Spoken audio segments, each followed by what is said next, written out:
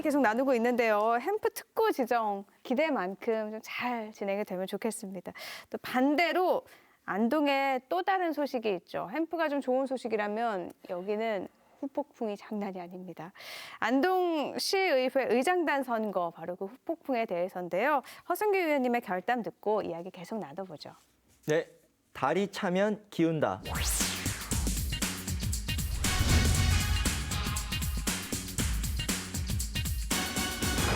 네, 권력이 크면 쪼개집니다. 권력도 다이어트가 필요합니다. 권력 다이어트. 이거 굉장히 좋은 표현인 것 같아요. 권력을 드린다면 다이어트 하실 생각 있으세요?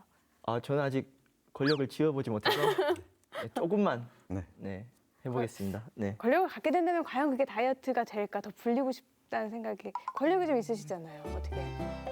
있지요. 다이어트 하실 생각이 있습니다. 이미 지난 4월에 다이어트 한번 하셨어요.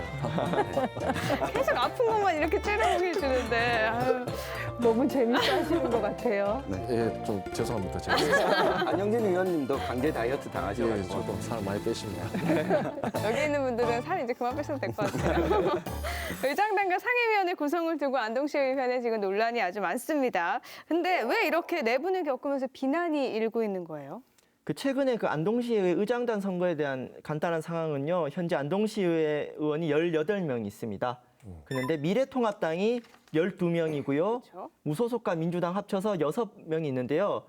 그럼 의장단 선거를 보통 하면은 다수당이 의장을 합니다. 그럼 12대 6이 나와야 되는데 9대 9가 나왔습니다. 이에 대해서 반응을 저는 3가지로 분석했습니다. 네, 첫 번째 반응은 비난인데요. 미래통합당 내부에서는 당연히 비난이 있습니다. 그러니까 3표가 미래통합당 의원이 아닌 무소속 의원을 지지했는 이탈이 발생한 건데요. 이것에 대한 비난이 한 축이 있고요. 네. 네, 두 번째는 냉소입니다. 그냥 이런 그 갈등 상황 자체가 시민들에게 냉소를 자초하는 부분이 있고요. 특히 최근 의장단 선거에서는 지역의 유력 인사가 선거에 개입했다는 설들이 있습니다. 그래서 그런 상황 자체가 좀 냉소고요. 마지막으로 고소해야 하는 분들이 있습니다. 그 미래통합당 일당 독점 구조에 대해서 좀 바뀌었으면 하는 그런 시민들 입장에서는 차라리 좀 잘 된 거 아니냐. 한번 무소속이 의장단 해보는 것도 안동의 지방자치 정당 공천 일은 처음이기 때문에 또 잘 된 거 아니냐 이런 반응들로 나뉘는 것 같습니다.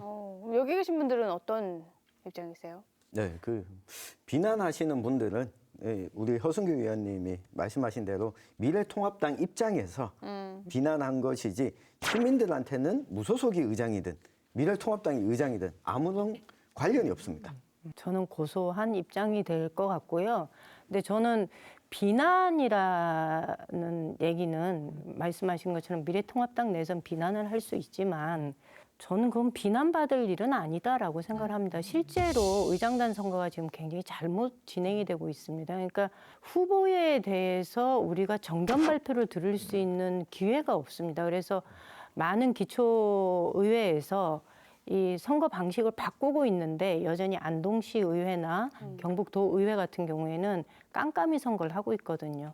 만약에 본인이 후보자가 정견 발표를 할 수 있는 기회가 주어진다면 정당한 투표를 행사하는 거죠. 당원들끼리 짬짬이로 그 내정해서 선거를 치르는 방식이 아니라. 그런데 이 선거 방식이 개선되지 않으면은 저는 이후에도 이런 문제는 지속될 거라고 봅니다. 비난받는 일이 아니라고 말씀을 하셨는데요. 6대 부의장을 지낸 김백현 의원이 8대 부의장으로 또 선출이 됐잖아요. 이거에 대해서도 비난이 일고 있는데요. 네, 그 김백현 의원은 6대 전반기 의장을 지냈습니다. 그러니까 2010년도부터 12년도까지 2년 하셨는데 또 이제 부의장에 출마하셔가지고 격전 끝에 되셨죠. 그래서 저는 조금 다른 각도에서 봤습니다. 물론 비난하는 여론 그건 것 같습니다. 의장까지 하신 분이 이제 좀 은퇴하고 물려주셔야 되는데 노욕을 부려서 부의장 그것도 의장 밑에 해야 되냐 뭐 이거 정도가 아닌가 저는 추측을 하고요. 노욕까지네. 예, 다만 요즘 뉴 노멀이 시대라고 좀 새로운 기준 생각해 봤습니다. 뭐 요즘 법원장 하시다가 그냥 또 재판장으로 가시고 뭐 집권 여당에서도 국회의장 하시다가 국무총리 하시고 여당 대표 하시다가 또 일개 법무부 장관 가시고 이런 거 봐서도 조금 기존의 생각과 달리 어떤 그 역할을 맡아서 열심히 하고 잘하냐 보면 되지 뭐 의장하다 뭐 다운그레이드 됐다 이래 보는 것도 한번 새로운 시대에 맞게 조금 봐야 되지 않느냐 이런 생각도 한번 결이 다르게 한번 해봤습니다.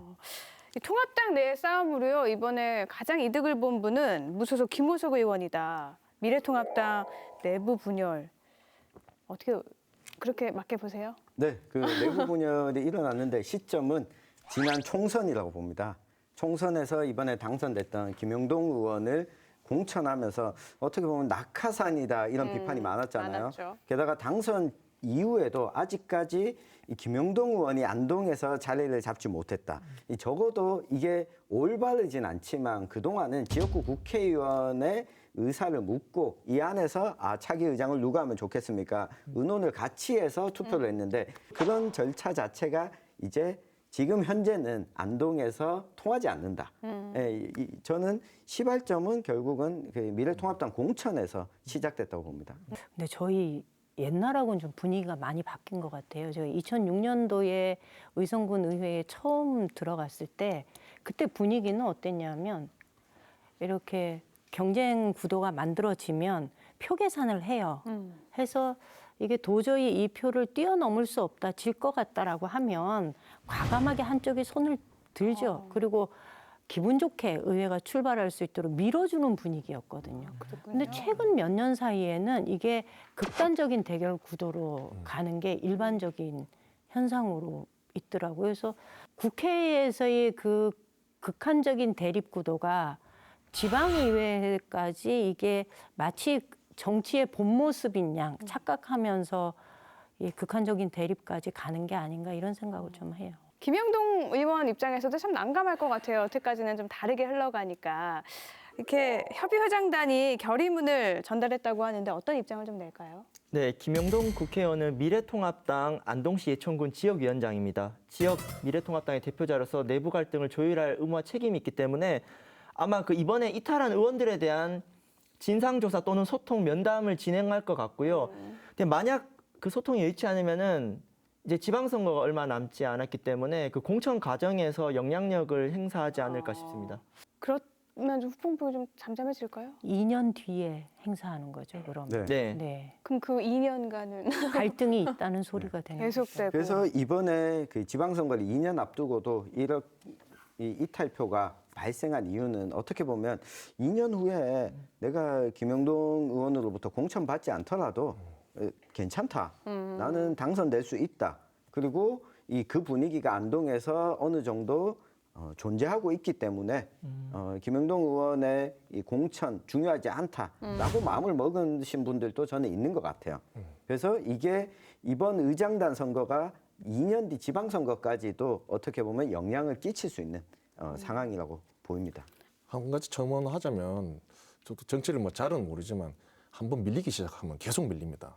이게 지금 균열이 발생했다고 봐야 되거든요. 그 사람들이 지켜보고 있는데 조선 의원의 힘이 어느 정도인가, 장악력이 어느 정도인가 지금 균열이 생겨버렸습니다. 그래서 김영동 의원 입장에서는 길을 쓰고 이제 다 뭐 정치적으로 정리를 해야 되는 거죠. 그리고 앞으로 이게 참 관전 포인트 같습니다. 어떻게 징계를 하고 일종의 해당 행위에 될 수 있기 때문에 어떻게 이 사태를 정리하고 그 리더십을 회복할지 이게 시민들께서 잘 보실 관전 포인트 같습니다. 잠깐 말씀하신 거에 이제 민주당의 예를 덧붙이자면 민주당에서도 부산시의 한 기초의회에서 그런 유사한 일이 벌어졌어요. 그 같은 당 소속 의원들이 이해관계에 따라서 투표를 달리한 그래서 7명이 제명이 되는 일이 있었어요. 그렇죠. 네, 그러니까 이번에 칼을 굉장히 때리라고 강경하게 대처를 한 거죠. 이걸 어떻게 수습하느냐에 따라서 김영동 후보의 입지도 조금 달라지겠네요. 네. 네, 오늘 문제에 대해서 그럼 허승기 의원님의 결어도 들어보죠. 세상에 공짜는 없다. 그 미래통합당이란 지역의 거대 권력 안에서 정치를 하려면요. 당연히 권력의 크기만큼 저는 책임의 무게도 크다고 합니다. 권력이 클수록 견제와 나눔, 겸손이 필요하고요. 권력도 많이 먹으면 체합니다. 그래서 이번 사건을 계기로 본인들의 위치를 좀 성찰하고 이것이 시민들에게 도움이 되는 방식으로 갈등할 수 있도록 좀 잘 살펴봤으면 좋겠습니다.